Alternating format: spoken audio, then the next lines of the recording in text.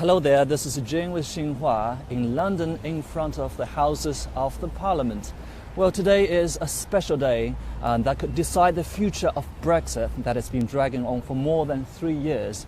As we speak, voters across the United Kingdom are going to polling stations to cast their historic ballots, and that will decide the future path this country is taking.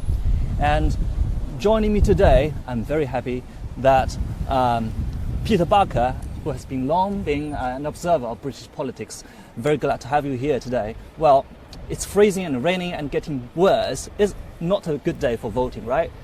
That's right. For Xinhua here in London, I've helped cover all the elections since 2010, and my own personal experience of elections goes back into the 1980s, and this is certainly the worst weather that's been around for any election, and perhaps one of the most unwanted elections amongst the electorate, despite the weather. You can safely say that most people don't want an election anyway, and to have one only 2 years after the last election is something that people don't want. And it's worth putting it into context that in 2010, David Cameron won an election, and they'd waited 5 years since the previous election. He won the election as a minority party, needed another party to help him, and it didn't look as though they'd stay in government for very long, but they stayed in government for 5 years. In the past 4 years, we've had 3 general elections. So back in that period, which should have been very uncertain, there was just 1 general election, and in this period, we've had 3 general elections, and you can also say that we've had a Brexit referendum. So each year, it seems as though British people are being asked questions about what the future of the country is going to be, and the answer that they give is something uncertain. It's no wonder that perhaps politicians have not been able to deliver Brexit or non-Brexit or resolve where this will take the country, because the brief that they've been given is uncertain in electoral terms. So when they say that weather could seriously affect the turnout of the voters. Yes, again, it's worth looking back at those previous general elections going back to 2010, 2015 and 2017. In 2010, when Cameron won and formed a minority government, the election was held in May. That's a favourite time for politicians to hold elections because it doesn't get in the way of religious holidays, it doesn't get in the way of people's vacations, and it doesn't get in the way of people's lives so much. And the weather tends to be better. At the moment, daylight is only about 8 hours. If you hold an election in May or June, you can have daylight of about 16 hours, which is most of the voting day, 7 a.m. in the morning till 10 p.m. at night. Well, this evening here in London, it will get dark at 4:30 p.m, so people will be voting for 5.5 hours in darkness. And this weather that we're experiencing right now, which is raining, has got worse today and will get worse later today. Elsewhere in Britain, in Scotland, for instance, there's snow. All these things are going to prove for people who are going to vote, it's going to deter them from going to the voting booth. In 2015, the election was held in June. In 2017, the election was held in May. And in those elections, May, June, in those respective years, 2010, 2015, 2017, the turnout was about 2/3. In fact, in the last election, the turnout was just over 68% of the electorate. If they get anywhere close to that now, it will be a surprise. So there will be a lower turnout because there is bad weather. And there will also be a lower turnout, perhaps, because people are unhappy with being asked to vote so many times. But that cuts 2 ways. People could say, this seems to me to be an important election. I'm definitely going to come out and vote. That was the case last time in 2017. There was an improvement on the turnout in 2017 over 2015. And the reason for that was because Brexit was on the agenda. Well, Brexit's still on the agenda. So perhaps people will make that extra effort to come out and vote despite the bad weather. Well, this is the second general election since the 2016 referendum. Do you see that coming so soon?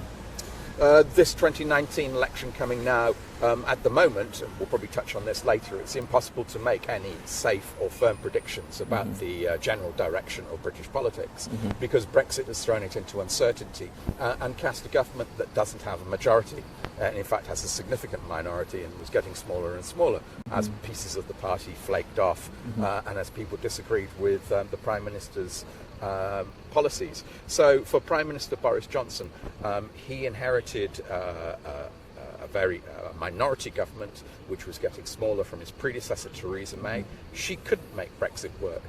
Johnson needs to make Brexit work for his political future. He went and renegotiated a deal pretty much with the European Union and came back with it, and then managed to persuade the House of Commons to back him for another election. Everybody seems to want that election in the political circles because they recognise that there is a logjam. The logjam is created by the lack of a majority to create a firm government. Johnson didn't have a strong enough government to carry out his policies, so the answer to that for him would be to go to the people in a general election. So really that's at the basis of it.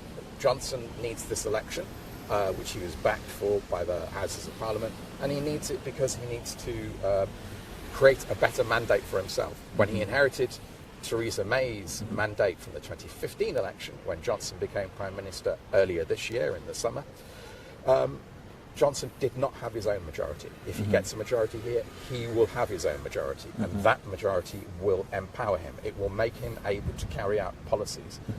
There will be a whole load of policies that he'll be able to carry out, but the one that everybody's talking about, and the one that's important for Britain at the moment, and also for our international viewers watching, is Brexit. So if he gets a majority, Johnson will be able to carry out Brexit in a way that other Prime Minister Theresa May could not do so. But there's doubt over whether Johnson is going to get that majority. Yeah, we understood why he wants to call this election so early, but do you think his chances of getting a majority is big enough? So there are several metrics that I've looked at to check whether Johnson is likely to have a majority this time tomorrow morning. In fact, we should probably know pretty much who might be able to form the next government sometime around 2 or 3 o'clock in the morning, British time.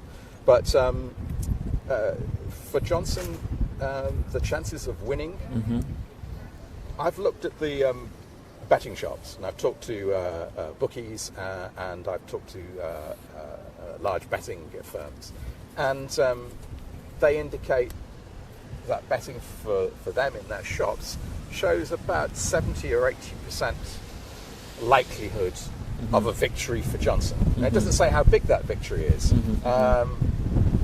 David Cameron won in 2015, rather surprisingly, with a majority of 4. If you win with a low majority, that majority will disappear in the House of Commons through rebels, through turnover, through people retiring, and through MPs dying. So Johnson needs quite a big majority, and it's unclear whether he can get that. But betting shops are certainly saying that he stands a 70 to 80% chance of winning. If you look at markets as well, sterling has gone up in recent days, and the prospect that the election might provide some kind of firm lead. The likelihood of that is that the firm lead will be a Johnson majority, albeit thin. Markets like certainty. They're not making a vote in favour or against Brexit, but they are making a vote in favour of let's have some stronger government, not a minority government. And so markets again seem to be indicating that sterling has gone up. It seems to be an indication that markets believe that Johnson will win, albeit with a small majority. And polling companies, well, polling is quite sophisticated in the UK, although its coverage into areas outside of England, like Northern Ireland and Scotland, is rather more patchy. But there are now many more polling companies, and polling is digitalised. But polling has famously got it wrong on the whole. Almost all polling companies have got it wrong ever since that 2010 election. So for the past 3 elections, they've got it wrong. So if we were to use the same metrics on the polling companies as they use to predict the elections, I'd say the polling companies are going to get the result of this election wrong. But they're saying several polls, it's worth comparing polls within themselves, and an MRM poll about 2 or 3 weeks ago showed a lead of about 68 seats in the House of Commons over there for Boris Johnson, which is a very strong, very big majority. That same poll earlier this week showed a majority of 28 for Boris Johnson in the House of Commons. That's a massive fall, and it also indicates a momentum behind the main opposition party, the Labour Party, which has continued this week and as it went on last week. If that momentum carries on, and if people decide that they don't want to vote for Boris Johnson, then that poll that said there were 28 could be a lot lower. Other polls say it would be lower, but there are very few polls which are pointing towards a majority for the main opposition party, Labour. Hardly any polls over the past month and recently, I mean really a handful, maybe 1 or 2, have pointed to a Labour lead. Almost all the polls point towards a lead for the ruling Conservative Party of somewhere around 10% in the polls. But there are then problems with the way that gets reflected in the House of Commons. the British system tends to reward winners very strongly for winning. It is a winner-takes-all system. It's divided up into 650 constituencies. In each of these constituencies, all the votes that don't go for the winning party are in effect wasted votes. So at the last election, Theresa May had a minority government. She had fewer MPs than the previous Prime Minister, David Cameron, and yet she got 6% more of the vote than he got. And in fact, historically, she got one of the highest votes that Conservatives have ever got since the Second World War. Well, Johnson is set to get something similar to that, which is about 42%. Historically, up until maybe 6 or 7 years ago, that kind of vote would mean that a Prime Minister could expect to have a very strong majority which would keep him in power for the full 5 years of his term, able to carry out all his policies. But that's not how the system now represents in the House of Commons. We seem to have had a polarisation around the two main parties, and some of the smaller parties have been squeezed. But it's not producing a strong government. Yeah. Talking about former Prime Minister Theresa May, we still remember that, she had a leading poll before the election, but then she lost the majority, right? So a general election would be one of the most uncertain things in human history right now. Yes, and it was for May, when that poll that you referred to, which was a whole set of polls really before May chose to go for election in 2017, indicated that she would win and get a stronger majority. She was in a similar position to Johnson now. She inherited the majority and the government of the previous Prime Minister. It wasn't hers. That weakened you. It's always a gamble calling an election under any circumstances, and it's certainly a gamble for Johnson. But for Johnson, in a way that it wasn't for May and for other Prime Ministers beforehand, he's had no choice. He inherited a minority government which then got smaller. It proved impossible to get through policy in the House of Commons because he didn't have a minority among the 650 MPs, and he needs 326. So he's now seeking that. As a Prime Minister, he'd have to seek that. It's a gamble. He may not get it. Some say this election is the one in a generation. Why do you think that is? It's fair to say that all elections have a feeling that they're going to be once in a generation. And this, like all the others, has that feeling about it. It can only really become a once in a generation election after the event, as a result of the election itself. One of the outcomes, and there are many outcomes, several outcomes that we're going to have from this election, one of the outcomes is that there isn't a strong government and there isn't a majority for any party, and that there will be minority rule in the House of Commons, which would indicate that there will be another general election quite shortly. So that would mean that this isn't a once in a generation. In fact, we could be back here in May, or we could be back here in 2021 or 2022. If there is a firm decision made by the British people, a strong enough vote, returning enough MPs for whichever party is going to get into power, there won't be another general election for 5 years. And during that time, with a strong majority, the government will be able to carry out policies that it wants to carry out. That depends on getting that majority, and that looks unlikely. So yes, it has the potential of being a once in a generation election, because it could move Brexit much further on than it has gone in the past 3 years. But it may well be that it isn't a once in a generation election, because it doesn't move Brexit very much further down the road, and Brexit will still be hanging there and unresolved, and will remain unresolved unless we have yet another general election. I see you got the newspapers today, so we could Several almost papers here. feel the intensity of the mood here. So why don't you just tell us, go through it with it? Well, the first paper that comes up here, this is Metro, which is a very large distribution-free newspaper. About 1 million of these are printed, so many people, particularly here in London, they pick them up on public transport. And this is a play on a famous Christmas song. So here it is, Merry Xmas, the X there being the X in the ballot box. So finally, it's the election, and we see here the leaders on the front page: the current Prime Minister Boris Johnson, his main rival, Labour's Jeremy Corbyn, the minority Liberal Democrat leader Jo Swinson, and then a variety of minority leaders down here.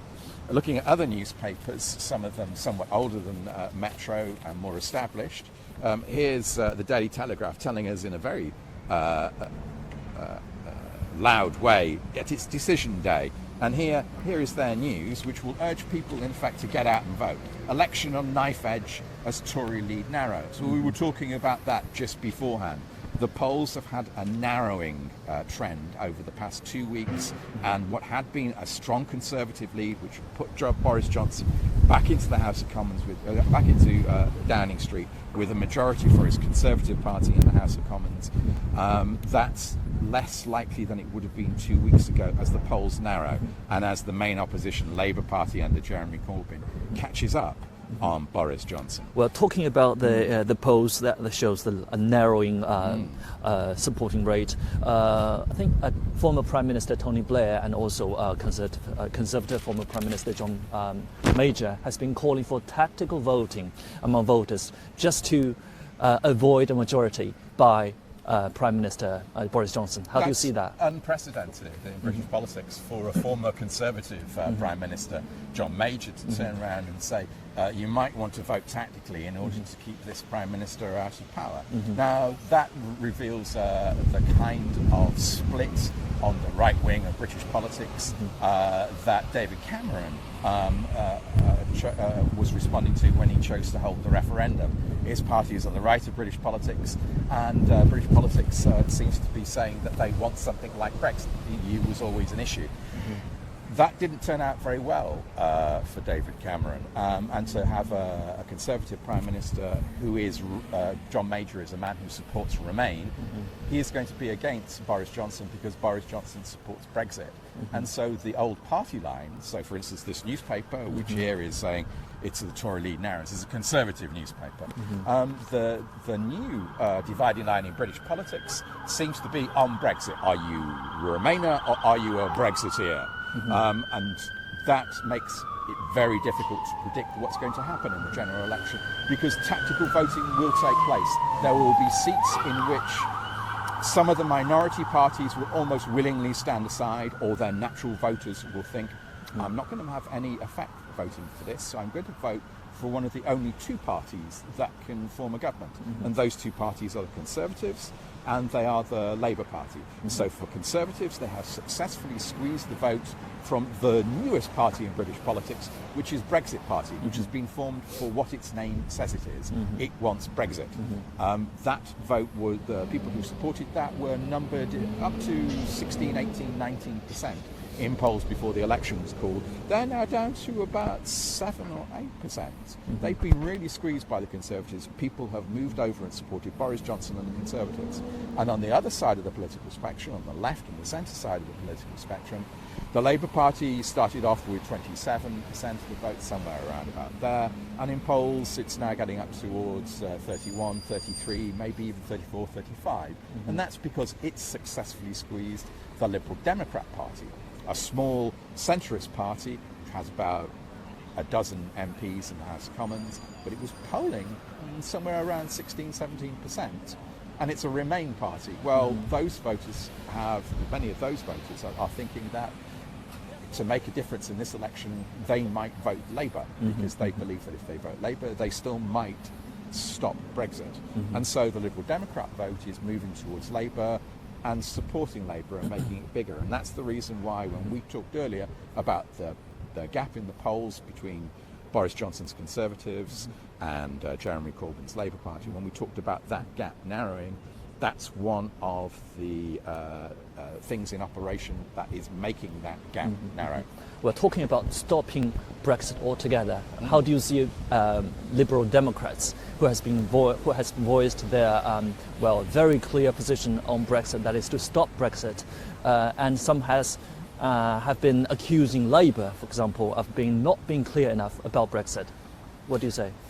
Not being clear enough is one of the things that politicians always do, and it's certainly true about Labour. Labour have been less than sharp in the clarity of their vision for what happens with Brexit is not as sharp as Johnson's. So they have left it open that you can be a Labour supporter and be both Remain and Leave. They offer both those things, which seem to be a contradiction. Corbyn is saying that he will negotiate a different deal to Johnson if he becomes Prime Minister, and that different deal will be more like the current arrangement, it would be closer to the trading arrangements that currently exist in a friction-free border and trading zone that the European Union is. That's his vision of Brexit. Once he gets it, he would want to put that to the people in a second referendum, which would also include the option of voting to remain. Johnson doesn't offer any second referendum. It's anathema to him. Johnson offers his deal, and at the moment, he only offers his deal. Whether that's the case come May or June, when there's going to be a necessity of a review what happens with Brexit, because the deadline for Brexit is now the end of next year. In May or June, both parties, the European Union and Britain, are going to have to look at what happens with Brexit, whether they need to extend it further. Come May or June, if Johnson isn't getting satisfaction, is there a possibility that he could go for what we would call a hard Brexit, a Brexit without any deal? But even if Brexit is concluded in those terms, say Johnson gets in, he carries out his withdrawal agreement that is negotiated with the European Union, even if he does get in, there's a likelihood that his policies will be difficult to carry through. You cannot be certain at this point who's going to win the general election, and you cannot be certain what kind of Brexit could happen. So we could still get a Brexit that would be remain. We could still get a Brexit that would be leave with in the toughest of circumstances, or get a Brexit that says leave and remain quite close to the European Union. Well, some say this would be the last chance to stop Brexit. And for Remainers, do you think they could, come to support Liberal Democrats instead of Labour in this case? Some people will feel that they can't vote Labour and that they really are passionately interested in Remain. But I think that would be quite a small number of people, and it doesn't appear to have been significant in the election so far. Remainers, some of them feel quite happy voting for Labour. Certainly if you think that the Remain vote is going to be just over 48% from the last referendum, but if you take polls now, you see that the Remain vote is somewhere around 52 or 54%. So if there is a second referendum, Remain could win, right? Yeah, Remain could win. But again, with polls and with elections, when it comes to the day itself, like this, we can't tell what's going to happen in this election, and we couldn't tell what's going to happen in a referendum, even though I'm telling you that there have been polls over the past 18 months which indicate that Remain is more popular now than Brexit was. But when it push comes to shove, if there would be a second referendum, that might not be the case. Well, the voters we talked to previously said they are really tired of Brexit, and that has been dragging on forever. So as a British citizen yourself and as an observer, how do you say about all this? Brexit has been dragging on forever, and that's been 3 years, just over 3 years now, and it doesn't seem to be any closer to getting resolved. Brexit will continue to drag on forever, and it's not just the residents of the UK who are probably tired of that. I suspect that people all across the world are sick of hearing news from the UK about Brexit, and the political class here in the UK and in the EU are also probably heartily sick of Brexit and would like it resolved one way or the other. Is there any likelihood of that? It could yet continue. It's gone on forever. It seems to have gone on forever. As you said, it could yet seem to go on forever.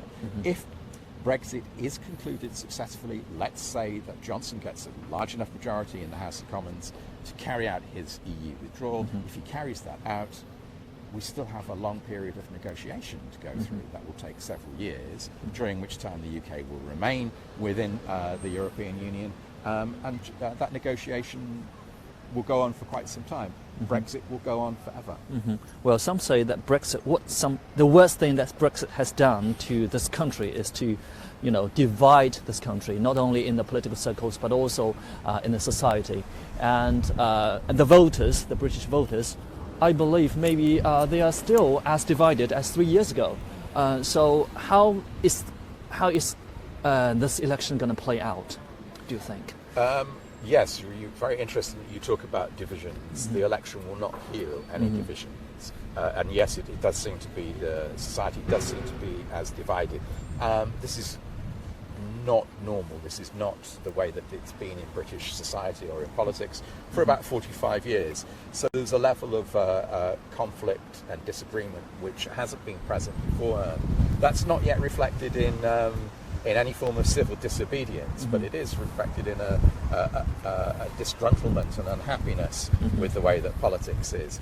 This election, I don't think that there's a strong chance this election will not produce an answer either to Brexit or to bring together a country and heal it. That could happen with a big majority for Johnson. That seems unlikely.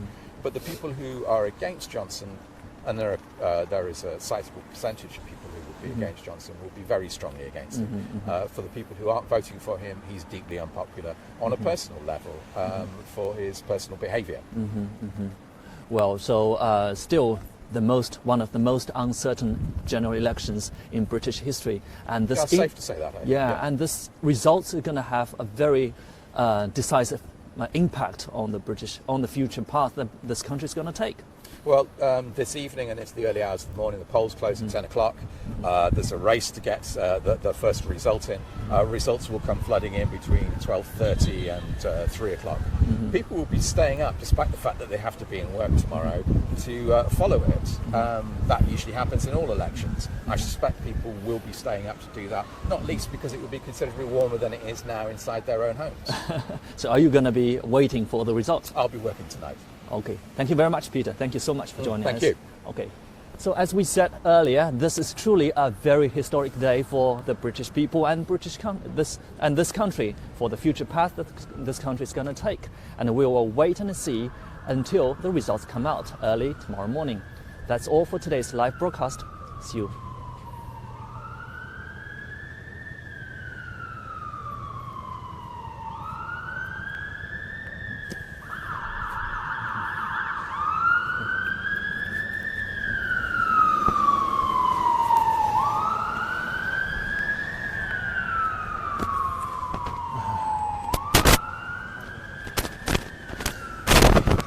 Went well. Thank you. That's my polling card. Really? Yeah. Can I take a picture? If you want. Actually, you can show that in the report, right? Yes. That's you should show that. I'll keep it. What we do is you don't have to take it. You just have to turn up and say who you are. But if you take it, it makes a difference.